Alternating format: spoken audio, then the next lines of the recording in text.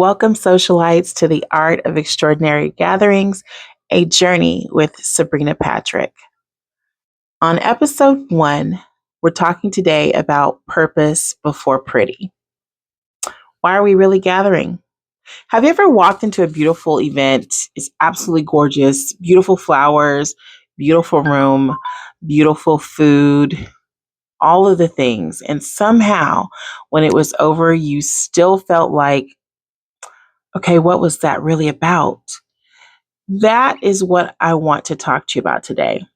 Because before I choose a flower or before I choose a linen, before we talk about the lighting, the entertainment, the food, the furniture, or even the color palette, I want to know why. Why are we gathering? And I don't mean the obvious answer. It's a birthday, it's a wedding, it's a graduation, it's a prom, it is an annual company dinner, it's a church anniversary. Those things tell me what the occasion is, but they don't necessarily tell me why people need to be in that room. Okay? There is a difference. For me, extraordinary gatherings begin when we get underneath the event and reveal and discover the purpose for that event. Let me give you a perfect example. Earlier this year, I designed and produced a celebration called the Legacy Draft for NFL son of Jonathan Joseph. Technically, we were celebrating two things: Jonathan's 18th birthday and his high school graduation. We could have stopped right there, right? We really could have just stopped right there. Graduation decorations, a birthday cake, some balloons, food, photographer, DJ, all of the things. However, you know, that just says, congratulations, Jonathan, we're done, right? But that wouldn't have told his story, right? Um, Jonathan was turning 18 years old. He was graduating, and football had been his entire life, a significant part of his life, from his father's journey, as well as his high school experience as a football player and obtaining his own dreams. And this was one of those very specific moments in life where a young person is standing between two chapters. He wasn't simply just finishing high school. He was being drafted into what comes next, his next chapter, and that became our purpose. Suddenly, the Legacy Draft wasn't just a clever event name; it actually had meaning.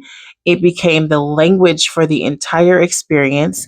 It made sense from where he started to where he currently is and where he's going. We created a football inspired dance floor with end zones carrying the Legacy Draft identity.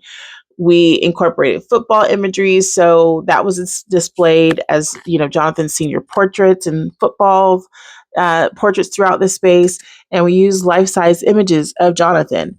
So we created the Legacy Draft, marquee, and we built a lounge area that felt appropriate for Jonathan and his friends, rather than designing a room that just looked like an adult interpretation of a teenager party.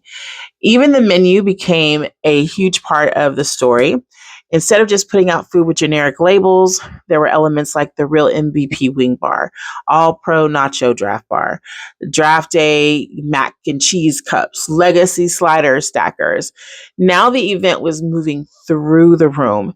That's intentional gathering, because what happened was we didn't just say, football is a theme, let's put footballs everywhere. That's decorating, right? We asked, what does football allow us to say in this particular moment in Jonathan's life? That's designing an experience. Those two are very different things, okay? We also incorporated ways for the guest to become a part of the memory. There was an audio guest phone book where, everyone could call and leave a message for him on the draft phone, which you'll see whenever guys go into the draft, there's a draft phone that rings. There was a QR photo sharing that, so the celebration wasn't documented just from one camera or video perspective. His actual friends and family became contributors to the story. Because if the purpose is to make a young man's transition into his next chapter, I don't want people just to come, be in the room, eat, dance, leave. I want him to be able to look back and hear, we're proud of you, Jonathan. We remember when.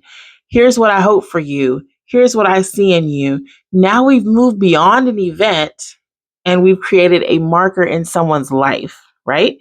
And that principle works whether I'm planning a wedding, a luxury celebration, a retreat, a church program, a nonprofit gala, any type of deal, even Sunday dinner at your own home. Before you start planning your next gathering, ask yourself these questions. Why this? Why does this gathering need to happen? Why now? And what is happening in our lives, our family, our company, our church, or whatever community that makes this moment significant? Finally, ask, when people leave, rather, what do I want them to understand, to feel, to remember? That question is especially important because I know once the answer comes from those questions, I can start making decisions. Maybe that company meeting really wasn't about just reviewing quarterly numbers. Maybe the real purpose was rebuilding trust after a difficult year. Maybe that's a completely different meeting. Okay. Maybe the church program really wasn't about just celebrating the anniversary. Maybe it's about connecting the generation that built the church within that generation and what generation will carry that experience forward. It's completely different, right?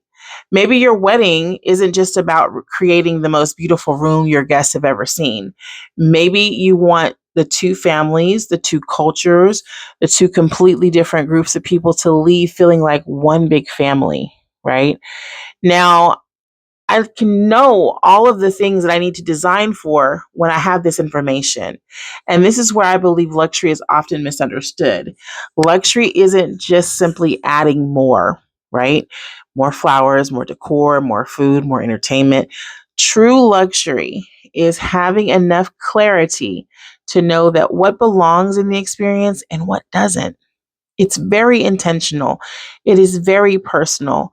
And it almost feels effortless to put, you know, out there when the guests realize everything in the room is telling them the same story. So before you pick your Pinterest board ideas, just grabbing them and putting those things in there, before you build the room, before you start purchasing things and booking vendors, answer this question: why are we really gathering? Because once you know that, the extraordinary part becomes so much easier to create. I'm Sabrina Patrick, and this is the Art of Extraordinary Gatherings. And in our next conversation, we're going to talk about something people get very uncomfortable discussing: the guest list.